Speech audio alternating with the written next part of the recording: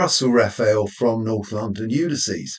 Now, this is editorial Russell interjecting in the Sirens videos because the continuity is going to be slightly off. Some of these videos were made last year when we ran to a slightly different pattern. I did Sirens over 3 weeks, whereas now I'm doing them over 2 sessions so that we can catch up a bit and stick to our general overall timetable. So that means that I'm going to use the analysis videos a bit from the number 1 and a bit from number 2, and I'm sort of going to graft them together. Spatchcock is a word that's used in Ulysses. I think in episode, well, it was in Scylla and Charybdis, wasn't it? About how Shakespeare took stories from this era and that era and spatchcocked one on top of the other. What a word. So that's why you'll see me at some point in last year's West Ham shirt, and then suddenly it will break off and I'm in a different colour t-shirt. And the same sort of thing is going to take place for the second analysis video as well. So I just wanted to explain that. Content will all be there, but the look of me will be a bit off. That's all. Bye. Hello everyone. Russell Raphael from North London, Ulysses. Yesterday I posted a video of me reading an extract of Sirens, the 11th episode of Ulysses by James Joyce. Last week in the pub we read 20 pages of it. I am going to prepare I'd like to present my thoughts as we go through all 20 pages that we read in the pub. So as you can see, I've been to see my beloved but useless, utterly useless football team, West Ham United, who have succumbed to another home defeat, the final one of the season, which means that the good news is I don't have to watch them again until August, which is a few months away, a whole summer away. So that's good. Right, let's get on to Sirens. I'm not going to give the Homeric background. I gave that on the video yesterday when I read what I read.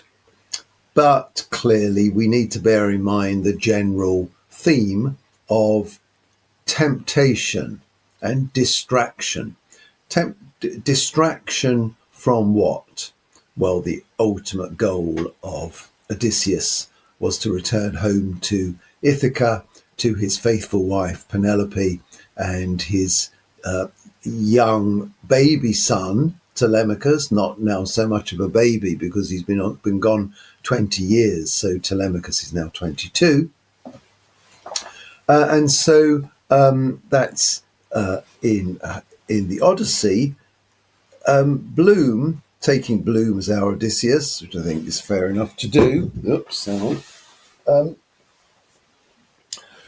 I think his goal is to rejuvenate their marriage. We've learned that they haven't had proper and complete sexual intercourse for many years. Whether they talk so much, we shall discover.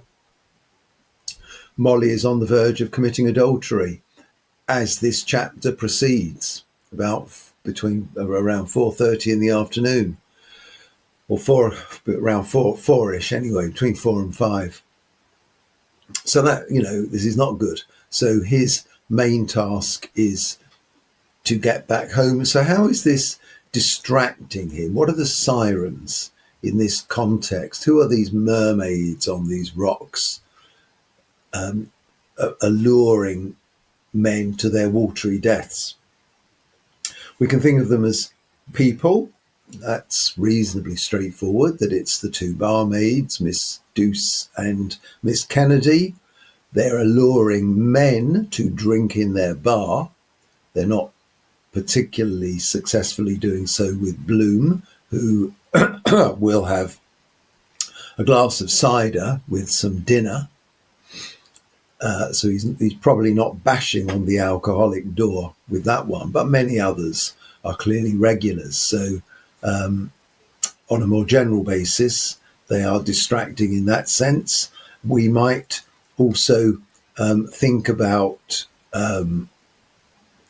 the net of sentimentality as the chapter wears on and proceeds. One of the songs that will be sung we start off with quite a short one about love and war, then a stronger one about love, Martha, and then a further one, the Croppy Boy, which is very much about Fenian patriotism, nationalism, and it's quite sentimental. What the love song is and the Croppy Boy is, and how the men around that piano succumb to this sentimentality of Irish mythology, and how Joyce feels, I think, that wants us to feel that this is a negative in their lives. And although Joyce wants the Brits out as much as the next man, he feels that to languish in this sentimentality is a distraction. And there are other things, more urgent things that people need to get on with rather than boozing in pubs. And one can also potentially think as a siren, Bloom's psychological aspect, the fact that he's out all day, the fact that he's not challenging Molly, he's almost encouraging the adultery. Why? What's going on? Is that sort of conduct likely to be conducive to an improved marriage or a worse marriage? The haunting of the adultery itself. So these sort of psychological things that we might think about. So with that as a backdrop, I'm just sort of going to go through the 20 pages and see where we get to. Okay. So starting on page 328, we have a passage, a very confusing passage that runs across 329 and 330. And it's, at first glance, it's really difficult to know what to make of it. But it may be that you have to read the chapter and then come back to it, because you then realise that what appears to be fragments of random words almost that bear no relationship to each other are actually extracts from passages that will appear later in the chapter, and they're not extracted at random.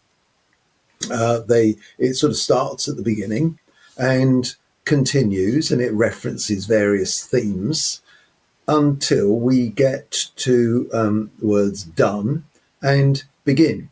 And there are two different schools of thought as to what this might be about. One is that it's an overture, because this chapter is all about music. And Joyce is testing the theory that music is the most powerful of all the arts. Various people have made this point. I think Schopenhauer, when he talked about this, the noumena, this vast underlying and incomprehensible reality that we can't access but actually controls all of our lives, one of the few portals he thought that we had to it was via music. Certainly of all the arts, it was music that occasionally touched, that would turn our stomach for reasons we just didn't understand, and that might be this sort of secret portal. And so Joyce plays with this idea. Can he not write music with words? And even if he was trying to, I'm not technically competent enough to recognize that. But the rhythm, and certainly if you listen to my reading of it, hopefully you picked up on a very musical lilt. And there's and the style of this is the fugue by the rule. And so you should have a melody, then that melody is repeated, then perhaps something in counterpart, then voices come together and that sort of thing. And you can certainly get occasions where a stated melody over here is repeated in counterpoint over there. But we might also think of this as a siren. If we're working that hard on trying to work out the musical technicalities, which surely is impossible. If you're telling a story, you tell it and you're using words. The words are always going to take over to convey the message, in my view. So we might see that the style of the chapter is itself a siren, distracting us from what we should really be about, our understanding of the main characters, the three protagonists, and is this sort of musical gimmick, I hesitate to say, but is it helpful or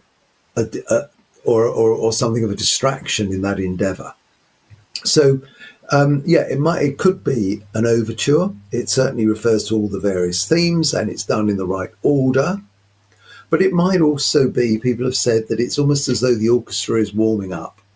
And I can see arguments for both of those theories. I also tend to agree that the various references to Bloom, either his name in full or some sort of slightly more oblique reference to it. For example, second line of 329, blue, B-L-E-W, blue bloom, B-L-U-E, then bloom small b. Could these be flower arrangements on tables that are blowing, but they all sound a bit like bloom? And a bit further down, you've got jungle blue, followed with the next word as boomed. You've got a reference to Martha just after the word alluring. There is a feeling that the narrator in this overture, if that's what it is preparing us for Bloom being a dominant factor in this episode, which one would expect because of the Homeric parallel. Odysseus is on his boat trying to sail past the rocks, and we know that Bloom is our Odysseus. So that's what I'll say about down to the word begin on page 330. And then we do begin. And we're introduced to two barmaids, Miss one with bronze hair, Miss Douce, and one with fair hair, Miss Kennedy. And we were introduced to them in the Wandering Rocks character. They were one of those sort of weird gear changes, or whatever one might want to call them, that didn't quite belong in the passage we were reading. But now we get it. They have been watching the Viceregal cavalcade go by, and Miss Douce, bronze as opposed to gold, we will pick up on the fact that she seems to be the more alluring of the two.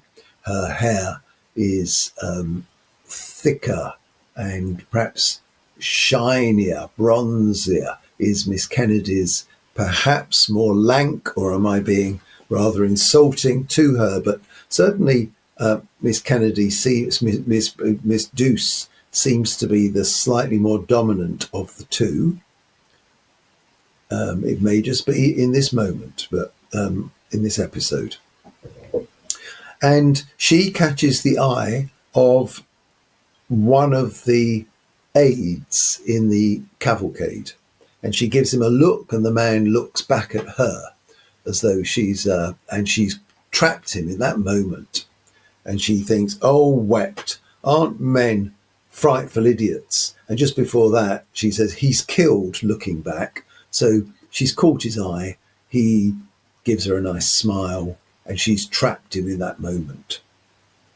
That seems to be her role in life. As well as to sell beer behind the bar, she is a siren. She will tempt men and trap them.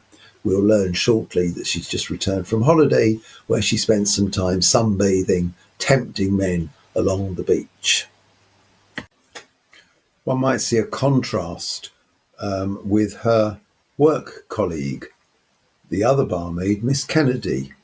Her hair no longer gold, because as she walks away from the window, her head is no longer in the sun, and she reflects sadly as she saunters, "It's them has the fine times." By them she means men. And as we think of men, the scene changes, and we are suddenly with a man. Blue who? So strongly suggests this is Bloom. And he is by Moulang's Pipes. Unless we know 1904 Dublin very, very well, we don't yet know where that is, or there's other shops there, Wines Antiques and Carol's. But we will learn quite soon that he's near Essex Bridge, as it was then. So I think that might now be Grattan Bridge. I think it might have been renamed. Not absolutely sure on that. Dubliners will know better than I. But anyway, he's on the north side of the city. The south side. We're on the Ormond Hotel is on the north. He's on the south side. As he is walking along, looking in shops. We're then back in the pub, and someone called Boots, the Boots to them, then in the bar. Then barmaids came.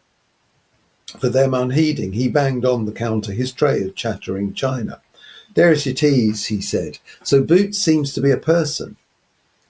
And Boots is a sort of fairly lowly pub employee that collects the glasses, does the washing up, makes the teas for the barmaids. In this case, I think it might get your name. The Boots might get its name from the fact that if you stay in an inn or a hotel and you leave your boots outside your door, then someone cleans them in the night, and there they are, nice and clean in the morning, and that is the Boots. That's my assumption. I think that might be the case. Anyway, here he's not cleaning boots, but he does all the other. He's the general factotum in the pub to do all the sort of menial tasks that I referred. And he's a young chap. He's pretty impertinent, and they have to put up with him. Anyway, conversation goes from there to as they're chatting, they sort of sit down behind the bar, so they're sort of unseen by customers. The bar is empty at this point. It's about 10 to 4 or thereabouts in the afternoon. They have got some low seats. They get an upturned drinks crate and put their tea, and you put a tray on that and use it as an improvised table. So they're ready should anyone come in, but actually they're out of sight, having a quick cup of tea, perhaps potentially alluring the sound. Their sound is still audible, but they're not visible. Maybe that makes it more alluring. And Miss Bronze, that's Miss Douce, is talking about how she got sunburnt when she went on holiday, and that leads to conversation about getting a sun cream mixed up at the local pharmacy. And then, in very musical terms, we get a very melodic conversation with high-pitched laughter and grunts and almost uncontrollable laughter, as they are really talking quite insulting terms about a particular man. And because we have a bit of a counterpoint of Bloom walking along, and because they refer to the greasy bloom, or the greasy man, and Bloom is described at one point as greasy Bloom, and greasy, and that one of them says, "Oh, greasy eyes." It's tempting to think that they must be talking about Bloom, which might surprise us because they're really, as you can read, they're really talking in quite horrific terms about this ugly man. That he's got greasy skin and a weird nose and a bit of a beard and horrid, and they're getting more and more out of control. And yet we didn't think Bloom was so off-putting in his appearance that barmaids would giggle and laugh at him. And Molly has married him, and Molly seems to be attractive and desirable still to men. So it's a puzzling passage. But at some point we realise that they're not talking about Bloom at all, that the narrator is playing a bit of a trick on us, and they are talking about the pharmacist that might mix up this cream that she could either for sunburn or for next time to put on her neck to help prevent burning. Okay, so that sort of takes us in a rather amused fashion to midway down 335. And before we move on to the next bit, I just want to draw your attention to a couple of interesting bits as we go through. First of all, one of the shops Bloom passes by is Bass's Blessed Virgins, top of page 334. And Bloom observes that it's a shop selling little statuettes of the Virgin Mary. He observes that they're blue robed with white under. "Come to me," he feels them saying, as though they are a siren, a temptation. God, they believe she is, or goddess. Those today I could not see. I suppose they are when he was at the cemetery.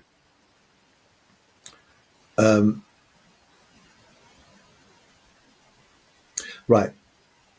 That brings those rakes of fellows in, her white. Is he thinking that the Virgin Mary typically displayed with a white undergarment and the blue over the top, and it's this hint of white undergarment brings those rakes of fellows in. So we've got religion generally as a siren, a temptation, but the fact that it's focused on the pretty Virgin Mother, another one, arguably.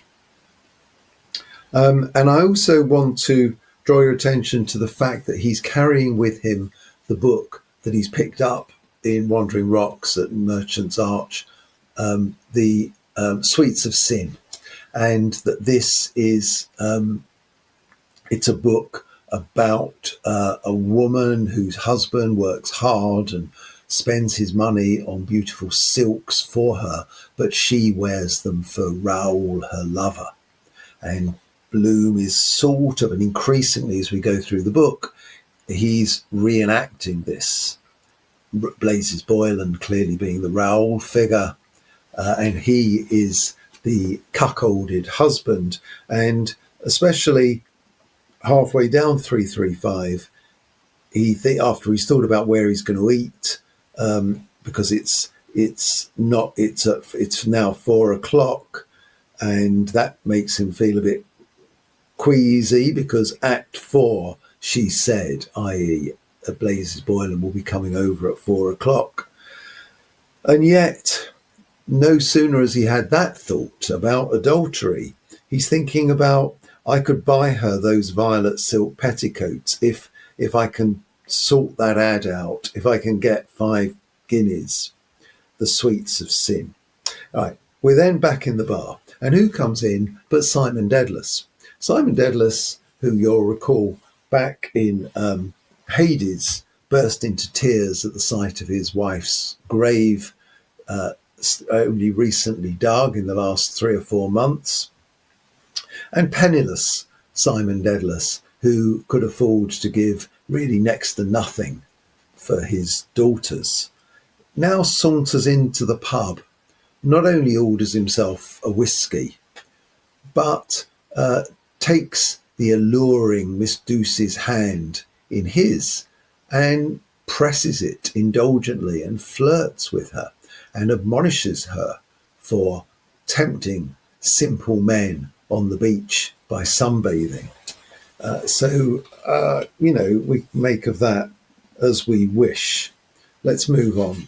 So 636, we learn that Miss Douce and Miss Kennedy are dressed in a sort of uniform with a black satin blouse, quite tightly fitted, and with a rose emblazoned on their bust. And this rose, we might observe, moves up and down with the heaving of their breath. So he orders himself a drink. She goes to serve him with the greatest of alacrity. She moves towards the mirror gilt, Cantrell and Cochrane's. She turned herself. That might be a little difficult to picture. Cantrell and Cochrane's were a well-known, and for all I know still going, soft drinks manufacturer, so they would have produced lemonade, ginger ale, that's tonic water, I think, that sort of thing, a bit like Schweppes. And it has sponsored this mirror. You could imagine the backdrop to the bar. You've got glass shelves with drinks on them, liquor, and it's all mirrored, a bit like the Renoir painting, and etched in gilt letters is Cantrell and Cochrane's. And in the middle of this, there is a conch. That's the centerpiece of the bar, possibly brought back recently from her travels to the Mourne Mountains and beaches by Miss Douce, but perhaps not. Perhaps it's been there all the time. She sings "O I Dolores, Queen of the Eastern Seas." I'm not going to get too much into what that song's about, but it's a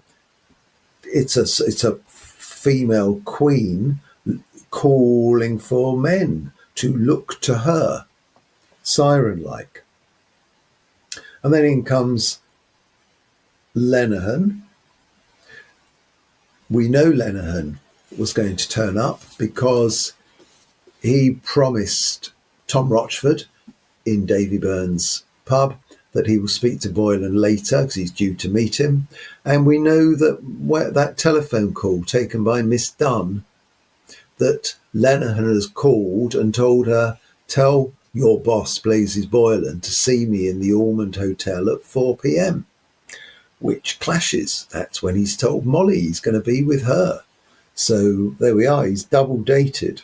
But in comes Lenihan to meet Boylan. And then at the bottom of 336, almost sort of mid-conversation, we segue again to Leopold Bloom. And he has now reached Essex Bridge. Yes, Bloom crossed bridge of, it's now not Essex, it's Yessex. Yes to sex. Is this a sign? And he suddenly thinks, yes, to Martha I must write. And he's looking for a stationery shop to buy the paper and envelopes and what have you. Does he think yes to sex because he thinks of Martha? Is he said no to sex with Molly for many years now. Sex as we'd understand it anyway. So is this a bit of a turning point in the book, simply that word, yes, sex? Bloom, blue bloom is on the rye, is his sap rising. Then a bit of conversation on 337 with Miss Douce. Was Boylan looking for me? This is with Lenihan. And he gets told that she's not in there yet. He's not in yet. And Lenihan creepy, Lenehan, I think we can say, sees Miss Kennedy still sat down and reading a newspaper, or is it a puzzle book? And he goes off to try to flirt with her, or at least engage her in conversation, and pretty unsuccessfully. So she's almost the opposite of a siren. She really gives him the brush off. And he then turns to Simon Dedalus and says, I was just with your son this morning. Simon Dedalus isn't terribly impressed by Lenehan either. And Simon notices the piano is gone, and he goes off to tinker with it. Miss Douce calls after him about, oh yes, we've just had it tuned, and we work out that was the blind stripling who's come in to tune it. That takes to the bottom of 338.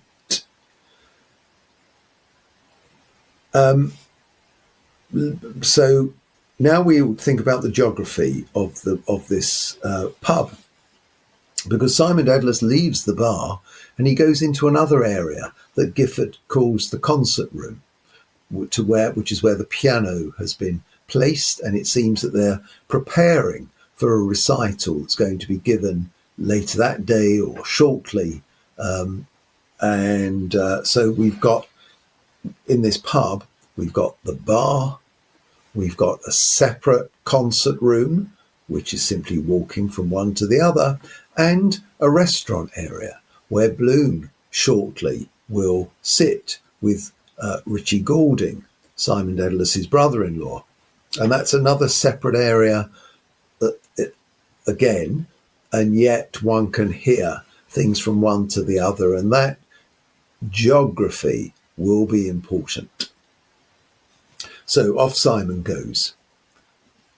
We've got a bit of a paragraph comparing the piano, which is closed up, to a coffin. Is this because it's supposed to remind us that earlier Simon was getting very upset at the thought of his wife's coffin? Is it a bit of a tipping of hat to one of the cantos in Dante's Inferno where heads pop up out of a coffin? Don't think so actually, but anyway. And then we find Bloom is in this shop, and he wants to buy a couple of sheets of vellum paper. He thinks about Henry Flower. It's Henry Flower that's going to be writing to Martha Clifford. He notices a poster on the wall, which is an advert for cigarettes. The cigarette brand is called Mermaid, so clearly a Sirens reference. And the fact that he thinks about Raoul, that this beautiful mermaid is not looking lovelorn, is not lovelorn for him, but for some other man, for Raoul. And just as he thinks about Raoul, the fictional lover in Sweets of Sin, he looks up and he sees a man in a cab crossing Essex Bridge. And goodness me, it's Blazes Boylan. And jingling on supple rubbers, it jaunted. Now, you may have noticed, I don't know what page it was it the previous page or perhaps the one before that? We got there we are, on page 336, we've got reference to jingle, and maybe that's the first one, because through the next few pages, we're going to have references to jingle, jaunty jingle. We don't know why. They're just in there.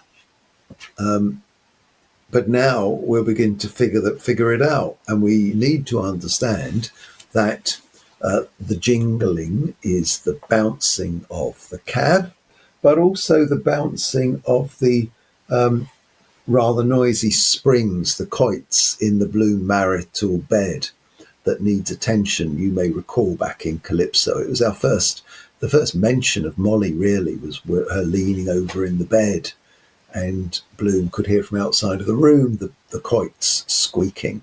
So this combination of the jingle, the the quoits, the squeaky quoits, and the bouncing of the cab in conjunct that he's going to head in due course shortly, we think, towards Eccles Street for adulterous reasons, will come to mean the bouncing of Boylan and Molly on that marital bed, committing adultery.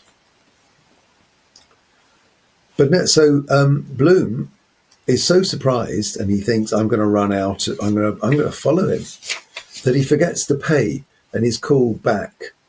And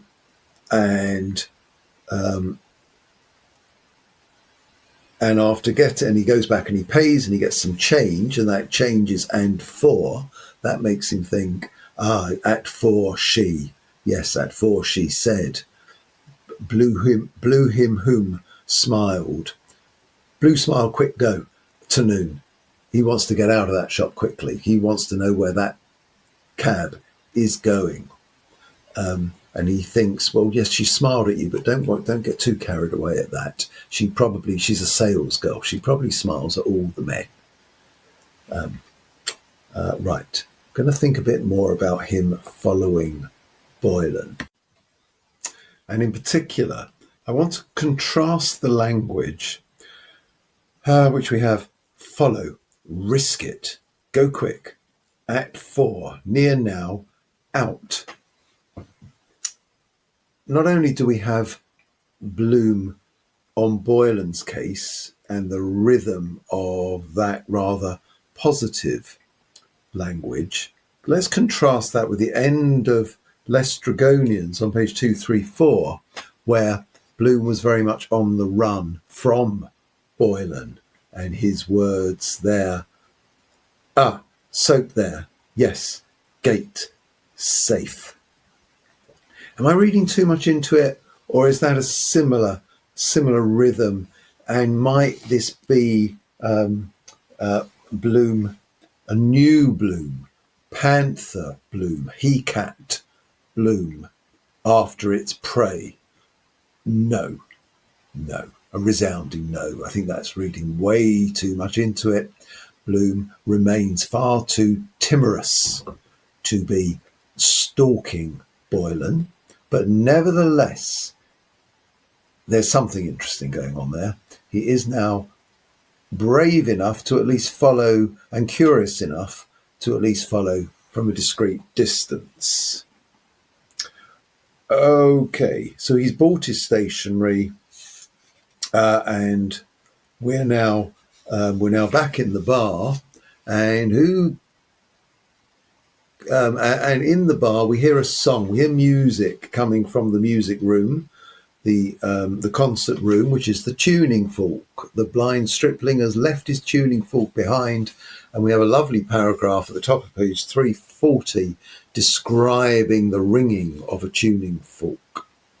We're introduced to Pat. Pat is the waiter. He is, as well as bald, he is also deaf. And so that presumably makes us think of Odysseus's crew with the wax in their ears. Although I do recall way back at the beginning of the chapter, Miss Kennedy also put her fingers in her ears rather than listen to the story of the ugly pharmacist. And we get some notes of a song drifting in from the ancient common room, but then the cab arrives. Jingle jaunted by the curb and stopped. I'm going to move on quite quickly, and in comes Blazes Boylan. Sycophantic Lenehan greets him warmly. Meanwhile, Bloom is not far behind, and sort of out of sight he observes that the cab has stopped at the Ormond Hotel. And while he's looking at that, he bumps into Richie Goulding, and there's a conversation with them. And it turns out Goulding is about to have his tea, sort of dinner, in the Ormond Hotel, which he says is the best value in Dublin. Bloom pokes his head round the corner into it, and he realises certainly that's where Boylan has gone into, but he also observes that he could, if he sits and eats with Goulding, the geography is such that he could sit at the restaurant, which is in earshot, and hear what's going on at the bar, observe through the window when Boylan's cab goes, because he can see the cab that is waiting, but not be seen.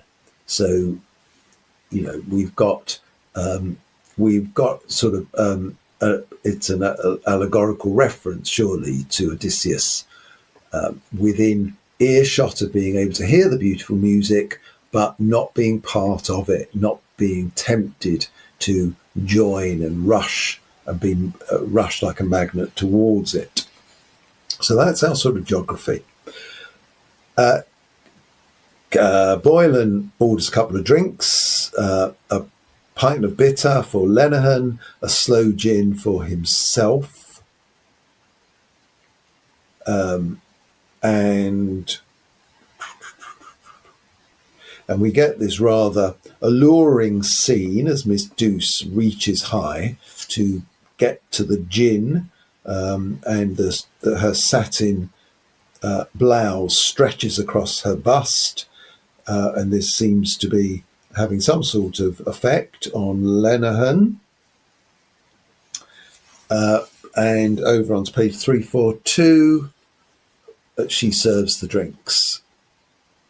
Lenihan Boylan asks, is the wire in? The wire meaning it was sort of pre-radio days, the racing results would be communicated down the wire. And clearly it wasn't just the bookies, but also some of the larger pubs had their own wire. And the answer is no, it isn't. It isn't yet in. This is the Gold Cup. He wants to know the result. Lenihan assures him not to worry because Scepter will win at a canter. And Boylan confirms that he's had a bet on Scepter, and also for a lady friend of mine, he's put on a bit of money. The clock whirs on. The clock clacked. Boylan asks what the time is, and the answer comes back, 4 o'clock. Well, he should be at Molly's at 4 o'clock, but here he is in the bar. Is this really 4 o'clock, though? Remember, because when Bloom sat in Davy Burns and he looked at the clock and it said 2 o'clock, it occurred to him that pubs always set their clocks 5 minutes fast to give them a bit of a buffer at chucking out time. So actually, if it says 4 o'clock, it's actually 5 to 4.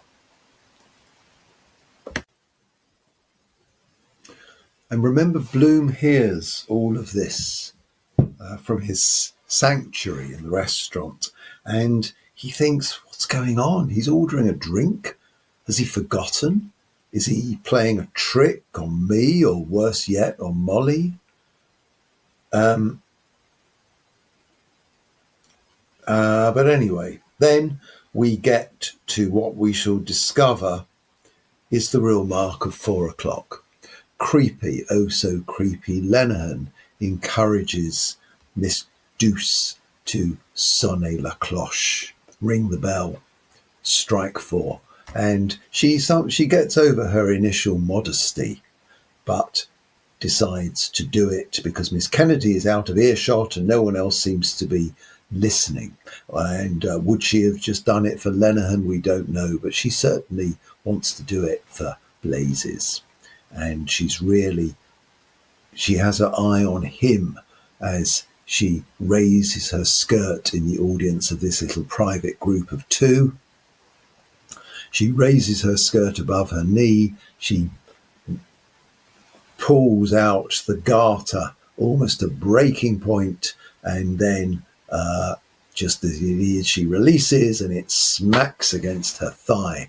And that percussive sound above and beyond the striking of church bells, above and beyond the striking of piano keys from the next room. It's that elasticated percussive instrument as her garter smacks on her thigh that marks the dreaded 4 o'clock in our novel. and Lenihan marks it by saying, sonne la cloche, ring the bell. And she has. You're the essence of vulgarity, she says in gliding, and she's looking at Boylan as she says it, but she doesn't mean that he's the essence of vulgarity. She's looking at him because it was really a show for him, but the statement is aimed at Lenihan. And she says this as she's now wandering off down the bar, and we see her in the mirror, in the backdrop mirror. Just from the other room comes Sweetheart Goodbye. And indeed, Boylan drinks the rest of his drink and says, I am off. And Lenihan is a bit shocked by this because he says, hey, I wanted to speak to you. So Blade said, well, you better come with me then. Got the horn or what? And that phrase will repeat as he approaches, as he gets nearer and nearer to Eccles Street. Just as they're going out, in come Ben Dollard and Father Cowley. They haven't been to the bailiff's off the sub-sheriff's office as they intended to from Wandering Rocks, but they've had a word with Alf Bergen, and he's going to speak with Long John Fanning and hopefully call off the moneylender, that Judas Iscariot. And they greet Lenihan as he's going out, or Lenihan greets them rather, and they meet up with Simon Dedalus and says, come on, we heard the piano, give us a little tune. Simon, with false modesty, says, oh, I was only messing about, but Ben, anyway, off they go. And it's Ben Dollard who sits down at the piano, and we know that he's a big man. He was wearing, they had that banter in Wandering Rocks, hold that man with the bad trousers, hold him now. That phrase will be repeated, I think, on these very phrases. And they go off into that back room. Meanwhile, Miss Deuce is a little sad. Why did he go just after I put on that show for him? Oh, and who? He had that rose in his carnation. I wonder what woman got that for him. There we are. So the three guys are now in the concert room, sat down at the piano, and Ben Dollard is playing a song called Love and War. That's what Mr. Dedalus asks him to play. Just as Bloom heard a jing, a little sound, a jingle, a tinkle jaunted. He's off, thinks Bloom. Light sob of breath, Bloom sighed, on the silent blue-hued flowers. Jingling, he's gone, jingle, here. And then Love and War seems to be a suitable sort of song coming from the other room. It reminds us of what the Sirens was supposed to be singing about in the Odyssey, but also this sort of race for love, this gold cup, this horse race, this battle that is taking place between Bloom and Boylan, that is becoming more and more apparent for the love of Molly. So it's an appropriate song, just as Boylan heads Eccles bound. The three of them are reminded, as Ben Dollard is singing, about the episode that we've had alluded to before. I think it was in Lestrygonians, when poor old Professor Goodwin was too drunk to perform at a concert, and Ben Dollard, who has a very deep voice, baritone voice, was asked to stand in for him, but he didn't have a black tie, an evening suit. And the solution was that someone had said to Father Cowley, who, by the way, is not a rule, he's not a priest or anything, I don't know why he's called Father, that the Blooms have a a business from their house. Then they lived in Hollis Street in rented accommodation, where they sold second-hand concert wear, opera gowns, evening dress, that sort of thing.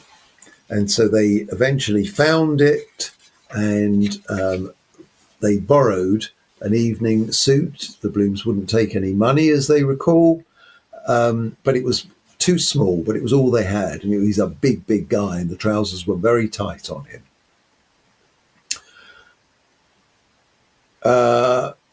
Yeah, and then there's a bit of conversation about Molly.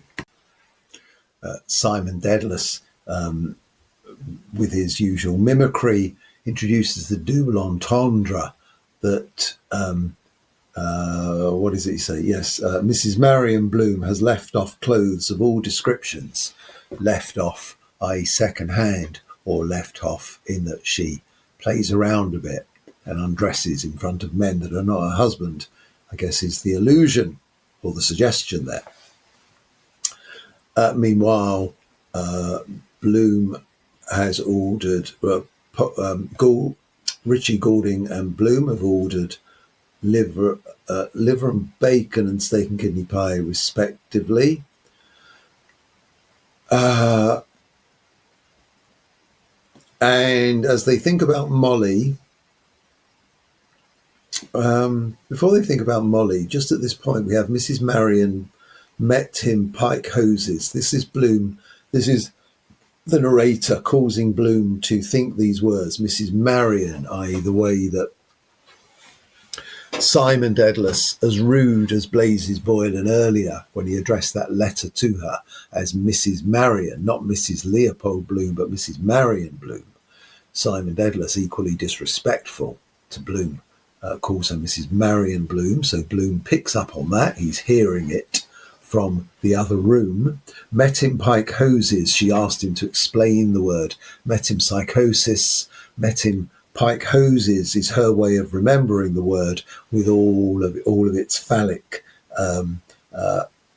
double entendre. Paul de Kock, nice name he has, was the note. She wanted another by that author. They ask, is she still alive? Yes, she is. And she was a daughter of the regiment. Is that, so yes, Marion Tweedy, the daughter of Brian Tweedy, Major Brian Tweedy, at least Bloom has been told by them, one presumes that his father-in-law himself, when he was alive, that he was a major. That's the impression we have. Rose in the ranks. That will be quite difficult for an Irish fella to rise to the rank of major in the British Army. An Irish working class man. But then one of them recalls, yes, begad, I remember the old drum major. So that puts it in a different perspective. That's much more believable that he'd be a drum major. And is he Irish? Oh, yes. No, she is, all the way from the Rock of Gibraltar. Of course, Molly was born in Gibraltar to an Irish father, Spanish mother. Sadly, the Spanish mother either dies or disappears very early on in the marriage, and Molly doesn't have much recollection of her. And in that sense, daughter of the regiment. She was a daughter of the army. But the reference also to Donizetti's opera, I think it's Donizetti, daughter of the regiment.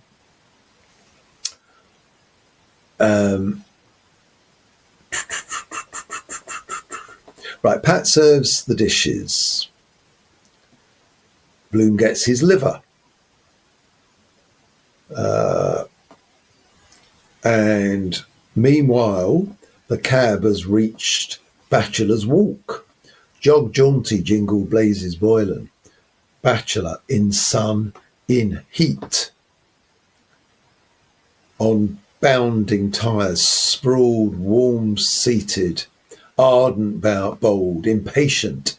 Horn, have you the horn? Have you the horn? So we can see where his attention is going to.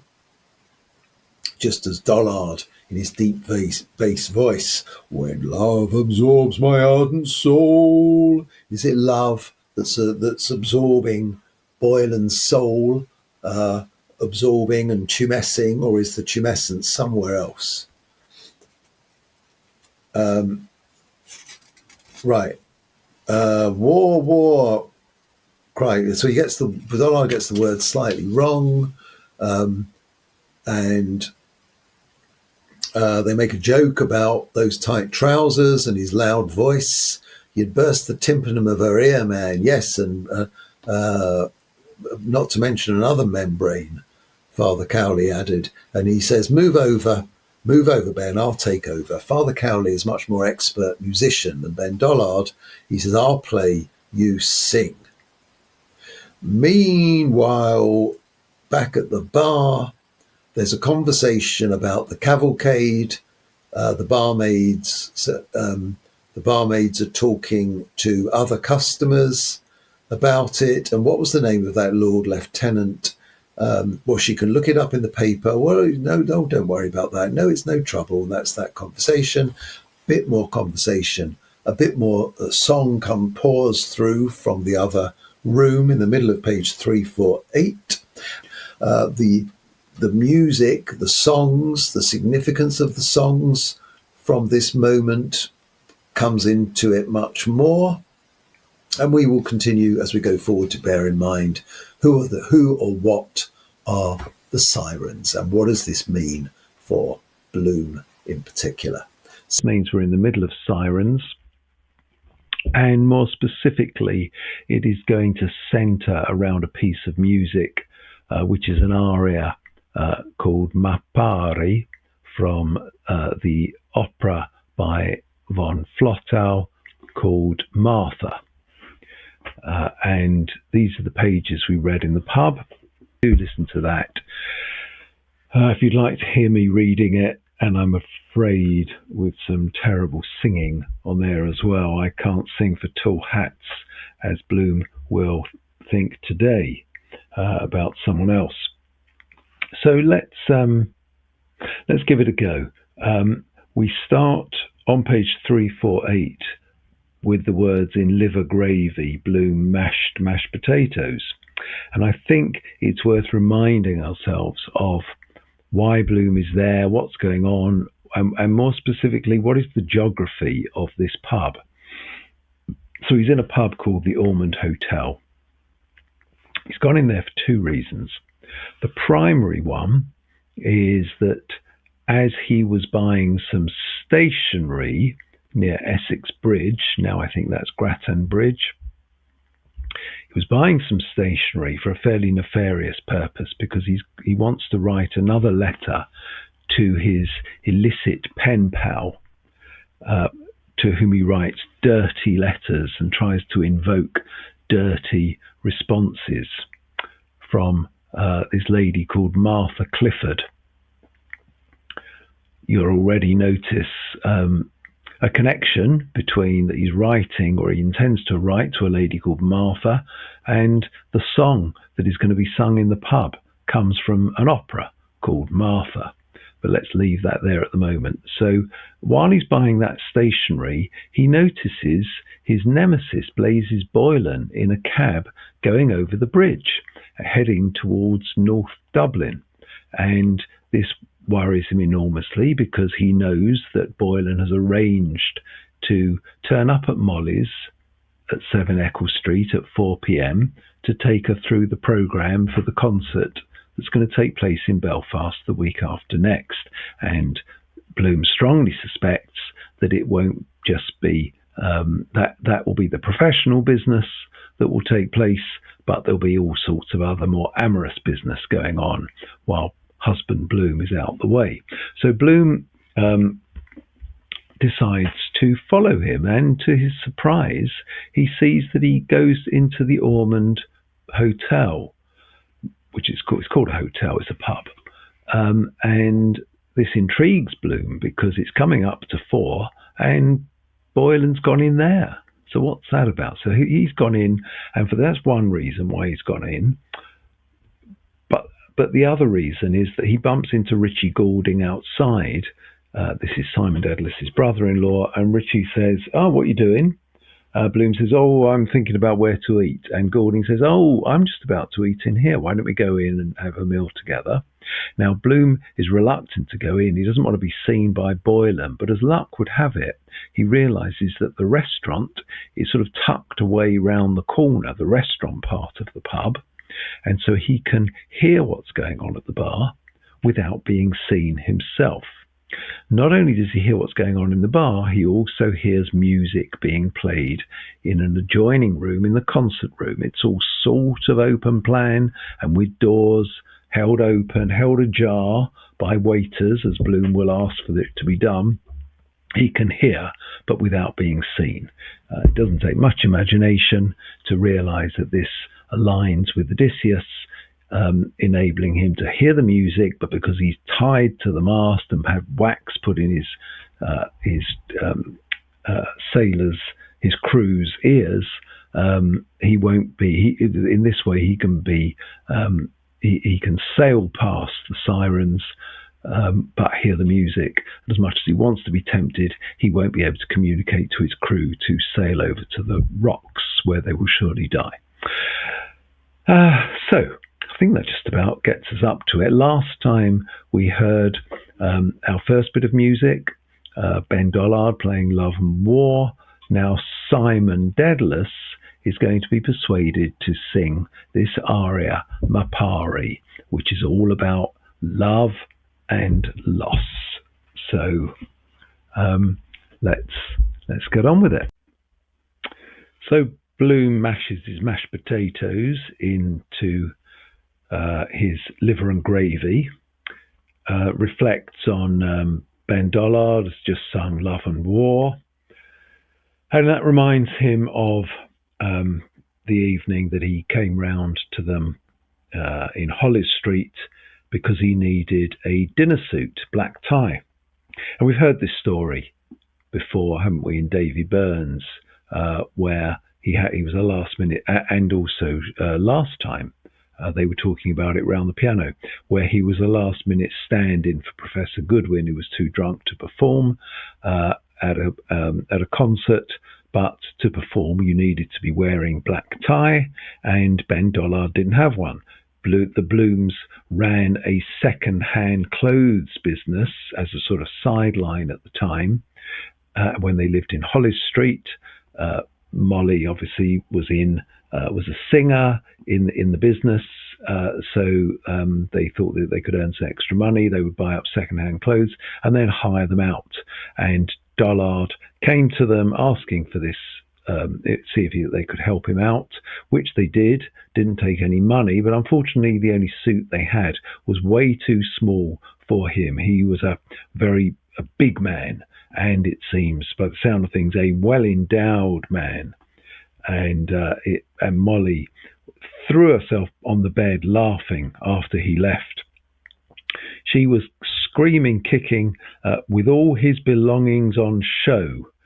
Why am I spending time on this passage again that we've heard before? Well, we're going to consider who are Molly's suitors.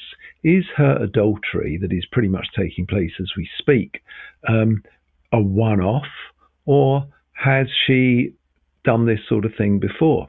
Bloom, as we'll discover way off in Ithaca, will set out his thoughts and who those suitors might have been over the years. And in the final chapter, Molly will set out her thoughts on the same subject. But for here, if Ben Dollard is there and she's lying back on the bed, screaming and kicking, and he's got all his belongings on show, does that make us think that he might have been a suitor in the past? Who knows? I draw it to your attention. Okay, there's music at the piano. He thinks, that must be Cowley. He knows what he's doing. Very musical. Meanwhile, Miss Douce, the bronze-haired lady, you might think it interesting that the hair, obviously, we've heard lots of bronze from near, gold from afar, and we've learned to understand bronze being Lydia Douce's hair colour, gold being Mina Kennedy's hair colour. and that's just sort of shorthand to describe them, the two sirens, bronze and gold. The fact they're both metals, the fact those metals were really considered important at the time of Homer, takes us into deeper interpretation, which you can think about if you wish.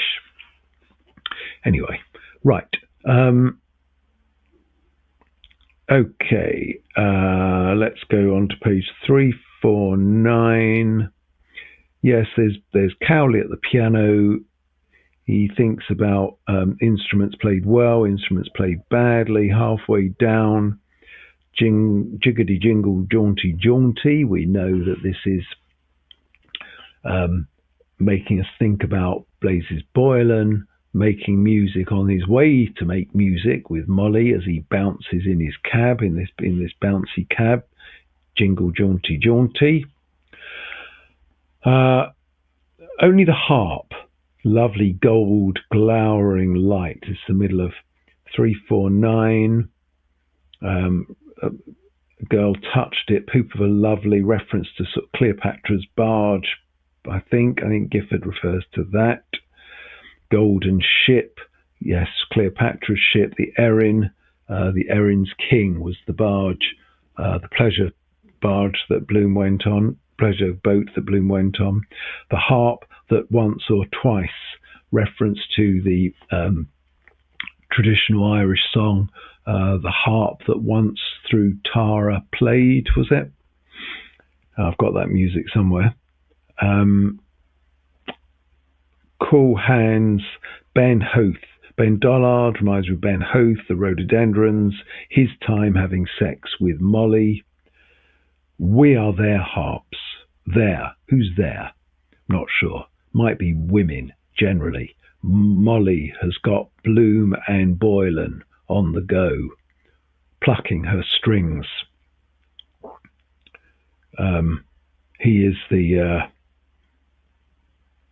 Bloom is the old one, Boylan the young one, perhaps. Right. From the other room, Simon Dedalus is encouraged to sing Mapari. As I've said, this aria from the opera Martha. And downstage he strode some paces. Who is this? Is this Bloom or is it Simon?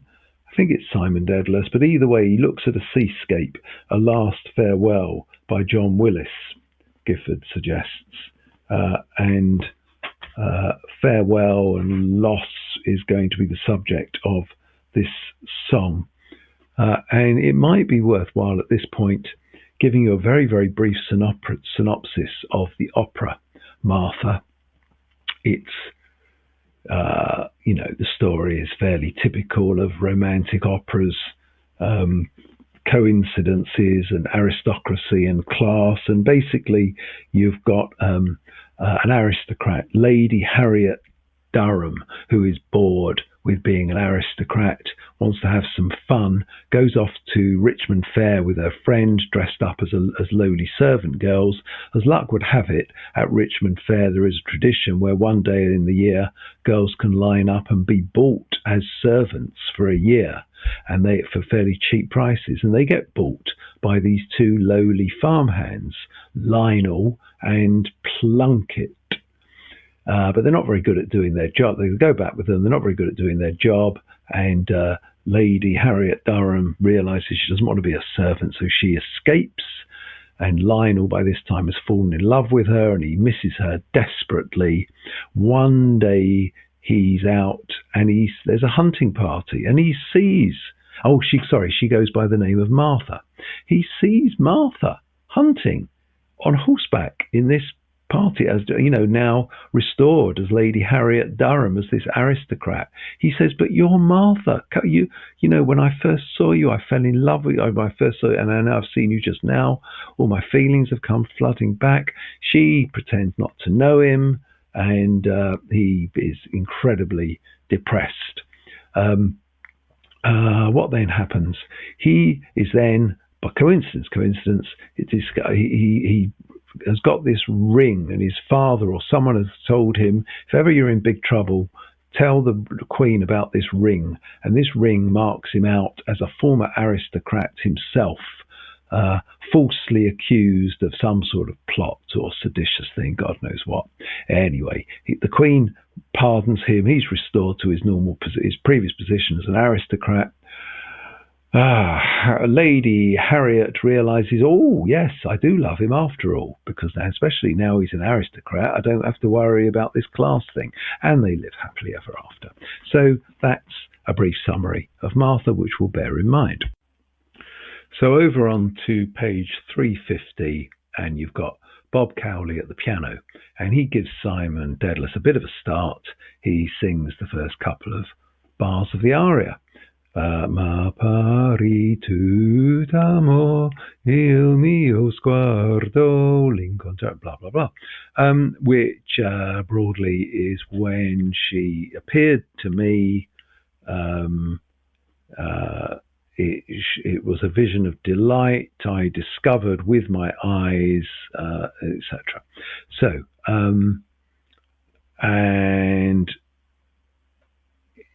so Simon is encouraged to sing this, and then he lays his pipe to rest beside the tuning fork. Remember the tuning fork, we're assuming the piano was tuned earlier. We think it was the blind stripling, and he's left his tuning fork behind. Simon starts to play. No, Simon, Father Cowley turned, played in the original, 1 flat. I think that's key of F.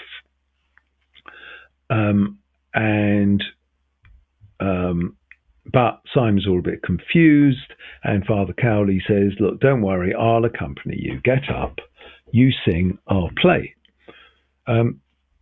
Right, by Graham Lemon's Pineapple Rock, this is describing Boylan's progress as he makes his way towards Eccles Street, because he's jogged. We've heard about Lemon's Pineapple Rock and also Elvery's Elephant before. Elvery's Elephant's sporting shop, Graham Lemon's Pineapple Rock is a sweet shop. Right, Bloom and Goulding described as princes. I am wondering if this is sort of an allusion to Lionel and Plunkett's true identity. Were they princes? Not sure. And Richie, having just heard Father Cowley sing from that, Richie said, the most beautiful tenor air ever written was from Sonnambula, where he heard Joe Mass sing. The Sonnambula is the Sleepwalker, La Sonnambula, I assume the Sleepwalker by Bellini. Joe Mass was a famous tenor, and he heard it, and he'll never forget it, never. Right, last paragraph on 350. Tenderly, Bloom looks at him, Richie Goulding, and sees that his features tighten in some sort of strain. And we know, and backache, we know that Richie Goulding suffers from backache. Not sure what that's about. Is it a ruse to get him off work? Does he really have backache? He's got lots of backache pills in the house, which Bloom suspects are just breadcrumbs crumbled up, and the pharmaceutical companies make ridiculous profits. But here we've got a bit of a clue. Bright eye, Bloom thinks. And Gifford suggests that this is Bright's disease, and if you drink too much alcohol, and you get hold of this, then it can affect your kidneys, causing quite bad backache. Paying the piper. Next item on the programme, paying the piper, i.e. next thing he's going to order some more booze, not connecting one thing to another. Ah, dear. Right.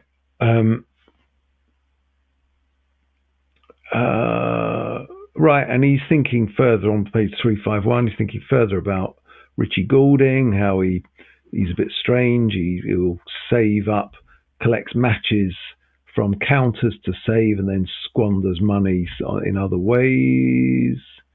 And like Simon Dedalus, who cast aspersions on Richie Goulding earlier, Bloom also has not got the highest opinion of him.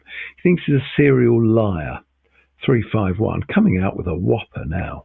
Believes his own lies, does really. Wonderful liar, but want a good memory. I.e., if you're going to be a good liar, you probably need to keep your story straight. Remember what you said last time. He asks, what air is that? Because Goulding was talking about from the air from Somnambula, and he says all is lost now. Which, interestingly, I've always thought that was Simon Dedalus singing that, and that because it chimes with the loss felt by Lionel in Martha, and also the depression felt by Bloom now that he knows that Boylan is on his way to Molly, but actually it's from La Somnambula, and that was the lovely air that he heard Joe Mass sing. And Richie gives him he whistles a bit of it. All lost now, mournful, he whistled, full surrender lost. And that makes Bloom feel similarly. Bloom bent Leopold ear. Yes, I remember. Oh, it is a lovely ear. And then he thinks about the story of it and about how this woman sleepwalking cannot help herself but go into a particular situation. I don't know what that situation is, but is she going because she's sleepwalking? Is she going because she desires it? And these things are Bloom thinking about Molly. Women, as easy to stop the sea. Yes, all is lost. This reference to cool name touch water. These apocryphally is how you bring people back from sleepwalking. Okay, let's turn the page. 352. Still harping on his daughter. Wise choice. Hamlet. Wise child that knows her father. Is that Telemachus? Yes, right. Face of all is lost. Okay. He thinks he hears the piano again. He thinks it's probably been tuned because it sounds better. Simon further encouraged, and eventually Simon gives in to it. I've no money, but if you'll lend me your attention, I shall endeavour to sing to you of a heart bowed down, repeating the line of a popular song. And in the bar, they're sort of preparing to listen. Lydia, her bronze, and Rose, a lady's grace gave and withheld. Her rose, that's the rose emblazoned on her satin blouse, gave and withheld. Is that her breathing in, breathing out? As in cool glaucous odour nil. Gifford seems to suggest that this is reminiscent of the colour of the sea around Sirens Rock. And then Simon begins to sing. And he sings the first line, when first I saw that form endearing. So when he first laid eyes on Martha. Richie recognised it. That's Cy Dedalus' voice. Brain-tipped, cheek touched with flame, they listened. And, it's a nice sound. Flow endearing, flow over skin, limbs, human, heart, soul, spine. Right, blue sign to Pat. Bald Pat is away to hard of hearing. To set ajar the door of the bar. The door of the bar. And you may think that this is that Bloom needs deaf Pat, the waiter, to enable him to hear the music. This is Odysseus's crew, who have had wax put in their ears so they can't hear. So they keep rowing, but they also can't hear Bloom's instruction to turn towards the music. So, if you do think that this is very analogous to the whole Odysseus Homeric episode, then I agree with you. Over 353, second line, sorrow from me to depart. So when I first saw Martha, all sorrow, left me. I wonder whether this was when he first saw her, or when he sees her again in the hunting party, because he's been extremely depressed that he misses her and suddenly he sees her. Don't know, could be either. But this beautiful music is reaching them. Through the hush of air, a voice sang to them, low, not rain, not leaves in murmur, like no voice of strings, or it's all lovely stuff. When first they saw, lost Richie, Poldy, mercy of beauty, Okay? Love that, and Bloom then thinks, love that is singing, love's old sweet song. We need to be mindful whenever we see reference to love's old sweet song. We know this is the other song that Molly is going to be singing. This is the love duet. The previous song we talked about is Lachi Durem. Sorry, Lachi Durem is the duet, and it's more about sex than love, and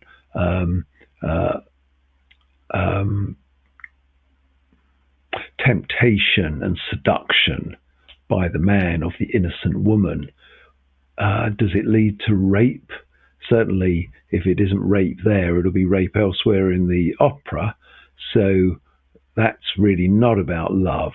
But the other song that Molly will sing on her own is Love's Old Sweet Song, and that is about love. I like to think that Lachi Durem, when Molly sings that represents Boylan. When she thinks of Love's Old Sweet Song, which harks back to time, to a lot of backstory and relationship, that is about Molly and Bloom.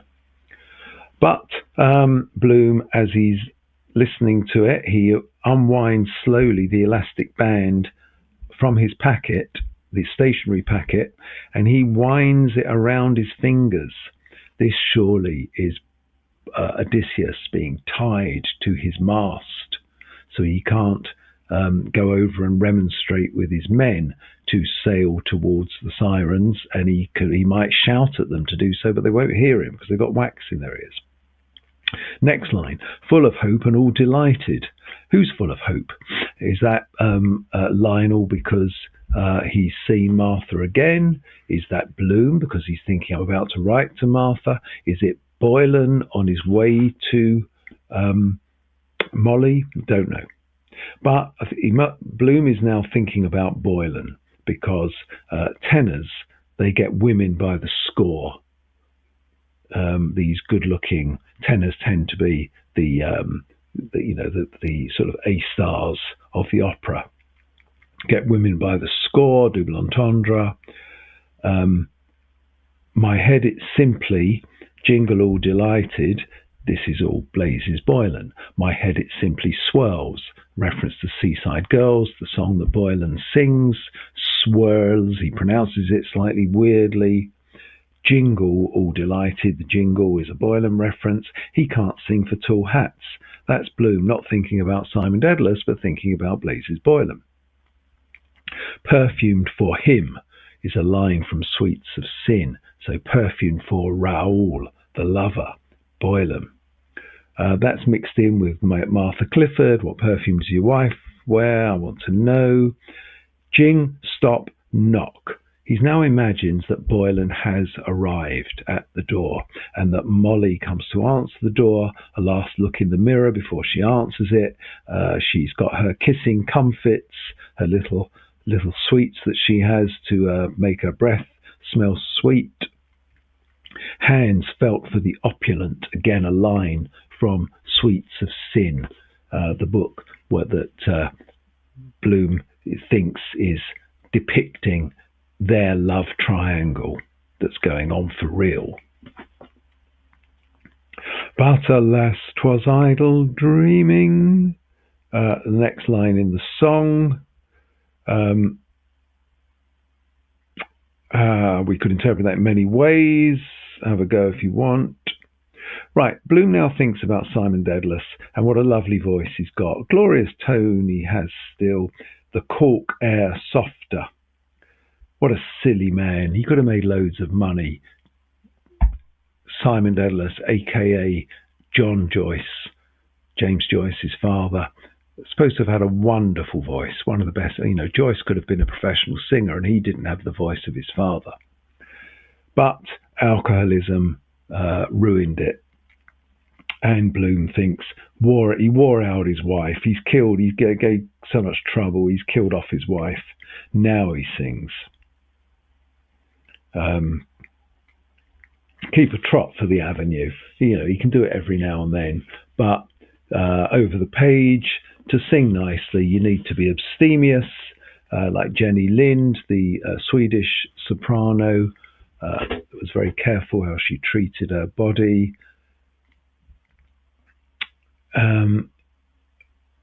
Right, the music is coming over. Let's look at the paragraph, the next two paragraphs. Tenderness, it welled, slow, swelling, full it throbbed.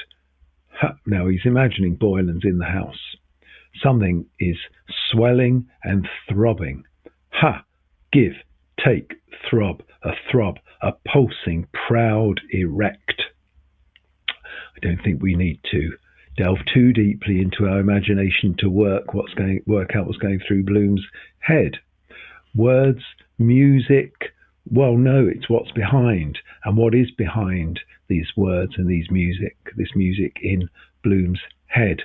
And while he's thinking about it, he's playing with this elastic, he's tightening himself, he's looping it, unlooping it, noding, disnoding.